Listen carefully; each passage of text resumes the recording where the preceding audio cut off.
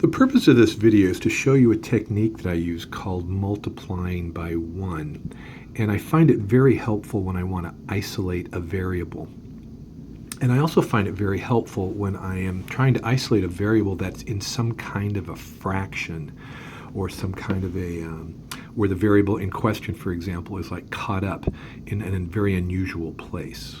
Okay, so let me go through how to solve this particular problem using the multiplying by 1 technique. Okay, so here we go. Now, the first thing that you need to notice here is that I have 3 different denominators. Okay, so look for the denominator. And the purpose, or not the purpose, but the first task is to try to make each of the denominators exactly the same. All right, so denominators must be the same. Now, what's the rationale on that? If I were just to have a regular subtraction problem, let's say I had something like, 5 minus 2, and I want to find out what it's equal to. Normally, we don't think about what the denominators are here because they're the same already, right? In whole numbers, it's really just like saying 5 over 1 minus 2 over 1 is equal to x over 1. We never write in those denominators because the denominators are the same for all 3, so we just basically end up getting rid of them. All right.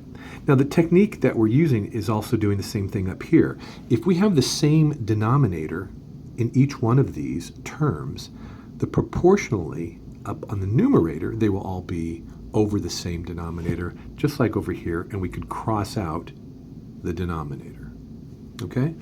Now, the technique that we're going to use to do that is multiplying by 1. The first thing we need to figure out is what is the common denominator here. Okay? And the easiest way to do that, denominator. The easiest way to do that is just to look at here. So x is not in any of these except for the first one, so x has to be part of the 1. 4, and this is a multiple of 4, so 4x would be the common denominator. Now here's the question. What do I need to multiply this by so that I can get 4x in the denominator? The answer is 4, isn't it?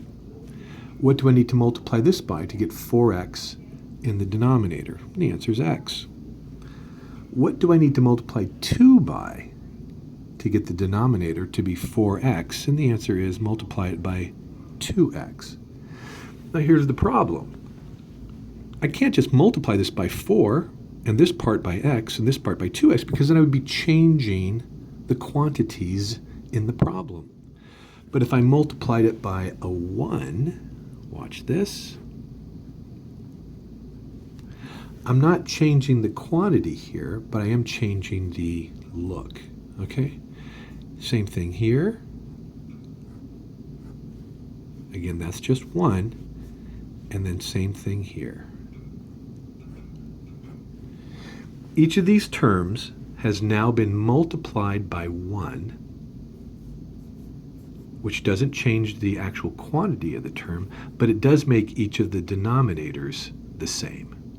All right, and that's, if we should do that, like I mentioned, we can cross out the denominators. So let's just see what happens.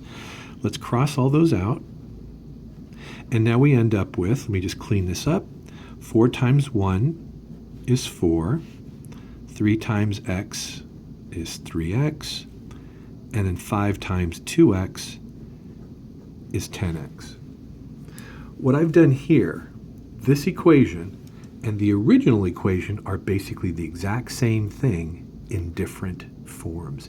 This one is a heck of a lot easier to solve than the one up top. Okay, and what I've done is I've gotten rid of the fraction in the denominators and I've moved the x up top. To solve it from here on out, it's pretty simple. Let's just go ahead and add 3x to both sides now. And then in my third step, I'm going to have 4 is equal to 13x. In my last step, let's just go ahead and divide by 13. And there is my final answer. And I could just check that by plugging that x in up here. It would take a little bit of doing, but I'm just going to leave that up to you. All right.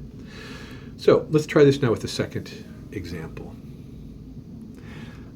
3/4 x minus 13 is equal to a negative 20. So again, remember that we are trying to find the common denominator. Now, this one's easy to see. The common denominator for all three of these would be 4, wouldn't it? So again, let's multiply this denominator by 4. Let's multiply that denominator by 4. Let's put it in the form of a 1. And let's go ahead and cross them out. Okay. That's going to leave me with, if I clean it up in the next step, 3x minus 13 times 4, which is 42, is equal to negative 20 times 4, which is negative 80. Let's go ahead and add 42 to both sides.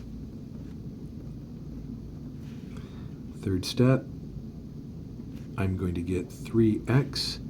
That's going to cross out. That's going to give me a negative 38. Let's divide by 3.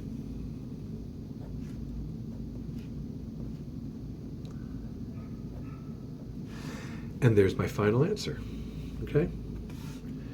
So I hope that was helpful. Just remember that the purpose here is to try to find a common denominator, try to make the denominators all the same so I can cross them all out, and I can get rid of fractions, and then just go ahead and solve it in a much more simplified form. Okay, hope that was helpful.